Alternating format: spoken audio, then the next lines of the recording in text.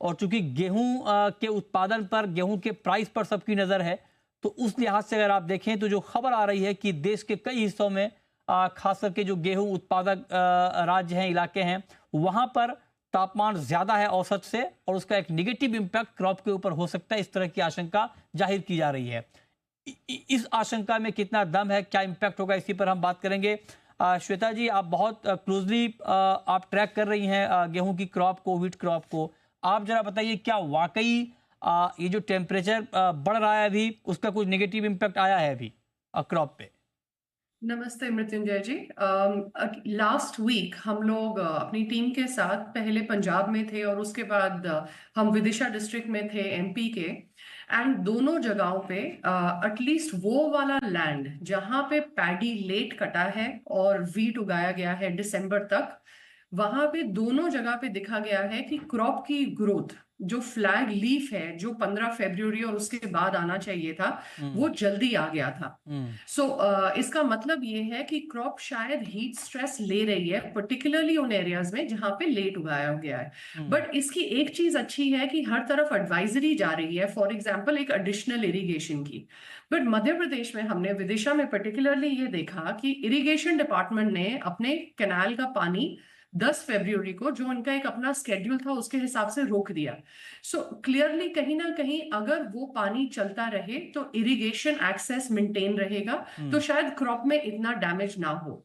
But इस citrus पैरेबस, ये दोनों स्टेट्स में इन पर्टिकुलर हमको ये दिख रहा है कि हीट स्ट्रेस का नुकसान वीट पे दोनों जगह पे है।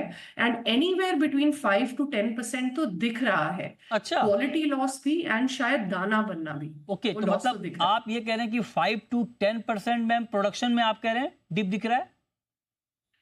यील्ड्स में डिप दिख रहा है एंड यील्ड्स देयरफॉर में, प्रोडक्शन में दिख रहा है, यील्ड्स में। यील्ड्स में। ओके, तो आप कह रहे हैं 5 से 10% यील्ड अभी तक के हिसाब से कम हो सकती है, राइट? सो अगर इरिगेशन एक्सेस नहीं इंश्योर किया गया, हाँ। एग्जिस्टिंग टेम्परेचर्स बढ़ते गए, हाँ। हाँ। तो दिख रहा है। लेकिन अब कई सारी चीजें हैं जो अगले 15 दिन में ये डिटर्मिन करेगी। अगर तो वो जो साइक्लोनिक डिस्टर्बेंस दिख रही है डेवलप होती हुई, अगर वो आ जाए, हाँ। पानी का एक्सेस श्योर हो जाए, so then we can curtail this. But at the moment the crops look stressed, at least in these two states. Okay, तो आप कह रहे हैं क्रॉप की कंडीशन थोड़ी गड़बड़ दिख रही है, लेकिन आप जरा ये बताएं कि अगर अगले 15 दिनों में टेम्परेचर थोड़ा ठीक हो जाता है, थोड़ा डाउन आता है, तो क्या ये जो यील्ड में आपने कमी की बात की, क्या वो हम कंपनसेट कर पाएंगे, रिकवरी हो पाएगी उसकी, या ये डैमेज हो चुका है, डैमेज डन? सो मृत्युंजय जी, इसमें मैं दोनों स्टेट्स को डिफर करूंगी। पंजाब के अंदर हमारा कई सारी एडवाइजरीज गई थी। फॉर एग्जांपल बोरोन की स्प्रे की गई थी, जिसकी वजह से झाड़ बड़ा हो जाता है। अगर झाड़ बड़ा हो जाता है तो मॉइस्चर लॉस कम होता है। ऐसी एडवाइजरी हमने एमपी में नहीं होती दिख रही। सो पंजाब के केस में अगर टेम्परेचर्स अच्छे होते हैं तो डैमेज इतना नहीं भी दिख रहा, तो शायद हम एक्चुअली में better than any other year की क्रॉप देख पाए शायद। ओके। बट एमपी के अंदर ऐसा दिख रहा है, इवन द कमिंग डेज अगर टेम्परेचर बेटर भी होता है तो वो डैमेज को रिड्यूस करेगा, बट डैमेज तो है। तो एमपी में at least a few districts where we've talked, वहां डैमेज ऑलरेडी दिख रहा है। अच्छा, तो आप करें कि वहाँ पे डैमेज दिख रहा है। अब जरा बताइए कि ओवरऑल फिर अगर मान लीजिए आप लोगों ने कुछ अगर एनालाइज किया हो कि ओवरऑल प्रोडक्शन पे कितना इम्पैक्ट आएगा कंपेयर टू लास्ट ईयर, अगर ये सिचुएशन कंटिन्यू रहा तो? तो मृत्युंजय जी, एक चीज अच्छी ये है, कंपेयर टू लास्ट ईयर हमारा एटलीस्ट 2% का area, gross hmm. Cropped area under wheat higher है। हम्म। सो अगर कुछ ना भी हो तो पिछले साल अगर 113 मिलियन टन की क्रॉप्स थी, अगर 2% का एरिया इंक्रीज करते तो 115 तक बनता है।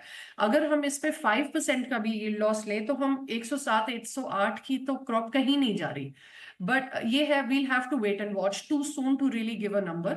बट एकरेज इंक्रीज है। कई सारे लोग एंटिसिपेट कर रहे हैं कि एकरेज इंक्रीज की वजह से जो प्रोडक्शन इंक्रीज होना था शायद वो ना हो पाए, तो प्रोडक्शन लास्ट ईयर के जितना ही हो। But we'll have to wait and watch. Okay, तो will have to wait and watch. लेकिन आप जरा हमें ये बताइए कि ओवरऑल सप्लाई साइड का सिचुएशन क्या रहेगा कंपेयर टू डिमांड, क्योंकि गेहूं की सप्लाई को लेकर एक कंसर्न इंडस्ट्री की तरफ से बार बार जताई जा रही थी कि सप्लाई थोड़ी कम है, इंपोर्ट की बहुत डिमांड की गई। उस हिसाब से अगर आप देखें तो आने वाले वक्त में या न्यू सीजन में compare to demand, supply situation क्या रहने वाली है? तो मृत्युंजय जी, इसको हम लोग अप्रोच करते हैं क्रॉप बैलेंस शीट के हिसाब से।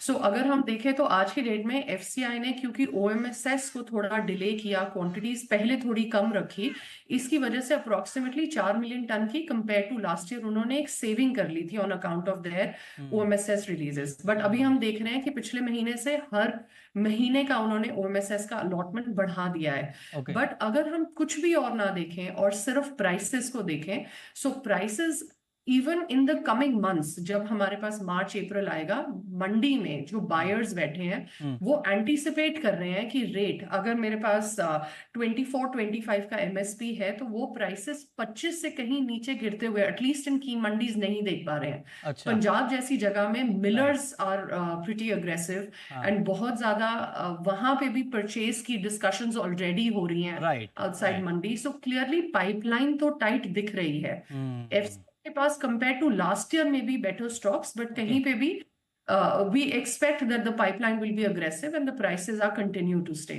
high in the coming, even when the crop comes in.